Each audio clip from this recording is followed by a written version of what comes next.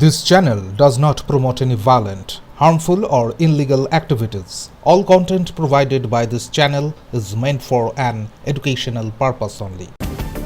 ইসরায়েলের বর্তমান অস্থির পরিস্থিতির মধ্যে আসানসোলের রেলপাড়ের ডিপো পাড়ার বাসিন্দা ডক্টর আবির মুখার্জি ও চিত্তরঞ্জনের আর এক ব্যক্তি সেখানকার একটি গবেষণার কাজে গিয়ে আটকে পড়েছেন। পরিস্থিতি উদ্বেগজনক হওয়ায় তাদের পরিবার দুশ্চিন্তায় ভুগছে। এই ঘটনার প্রেক্ষিতে আসানসোল পৌর নিগমের মেয়র বিধান উপাধ্যায় কেন্দ্রীয় বিদেশ মন্ত্রকের কাছে চিঠি লিখে দ্রুত তাদের নিরাপদে দেশে ফেরানোর আবেদন জানিয়েছেন। ডক্টর মুখার্জির পরিবারের তরফে পৌর নিগমের চেয়ারম্যান অমরনাথ চট্টোপাধ্যায়ের সঙ্গে যোগাযোগ করা হলে তিনিও বিষয়টি পশ্চিম বর্ধমানের জেলা শাসক এস পন্নাম্বালম ও মেয়রের নজরে আনেন। চেয়ারম্যান জানিয়েছেন, ডিপো পাড়ার মুখার্জি পরিবার থেকে বিষয়টি জানার পর তা যথাযথভাবে উচ্চ মহলে পৌঁছে দেওয়া হয়েছে। বর্তমানে ইসরায়েল ইরান উত্তেজনার জেরে সেখানকার ভারতীয়দের জন্য বিদেশ মন্ত্রক হেল্পলাইন চালু করেছে ও সবাইকে সতর্ক থাকতে বলেছে। পরিবারের দাবি যেন দ্রুত কেন্দ্রীয় সরকার পদক্ষেপ নিয়ে তাদের প্রিয়জনকে দেশে ফিরিয়ে আনে। মেয়র জানিয়েছেন, তিনি নিয়মিত সরকারের সঙ্গে যোগাযোগ রাখছেন এবং আশা প্রকাশ করেছেন শীঘ্রই দুই গবেষক নিরাপদে দেশে ফিরবেন। এই ঘটনাকে কেন্দ্র করে আসানসোলবাসীর মধ্যে চাঞ্চল্য ছড়িয়েছে।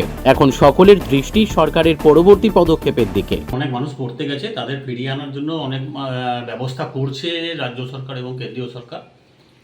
তো আমরাও আসানসোল মিউনিসিপ্যাল কর্পোরেশনে এই আবির মুখার্জি যে ইসরায়েলে পড়তে গেছে আমার বাড়ির পাশে, এবং ওর বাবা আমাদের খুবই শুভাকাঙ্ক্ষী এবং আমাদের ঘরের ছেলের মতন।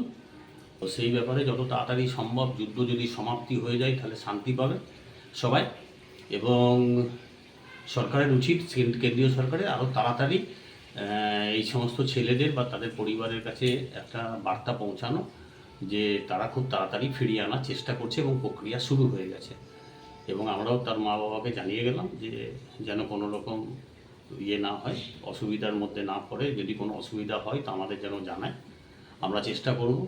এবং ওনাদেরও বললাম যে অতিরিক্ত চিন্তা করে লাভ নেই, সবাই যেখানে থাকবে ঠাকুরের আশীর্বাদে সবাই সুরক্ষিতই থাকবে। রিপোর্ট পেয়েছিলাম যে আমাদের এখানে স্বনামধন্য ডাক্তার ডক্টর আবির মুখোপাধ্যায়, উনি সহ কয়েকজন ভারতীয় ওখানে ফেসে আছেন ইসরায়েল ইরানের যেটা যুদ্ধটা চলছে। তা আমরা অলরেডি আসানসোল কর্পোরেশন থেকে আমরা আবির মুখোপাধ্যায় সহ যারা আছেন আমাদের এখানকার যারা আছেন আসানসোলে রয়েছেন তাদের জন্য আমরা বিদেশ মন্ত্রীকে ডক্টর এস জয়শঙ্করকে চিঠি করেছি, উনি যাতে একটু ম্যাটারটা দেখে তাড়াতাড়ির মধ্যে একটা ব্যবস্থা করতে পারেন তার অনুরোধ আমরা রেখেছি।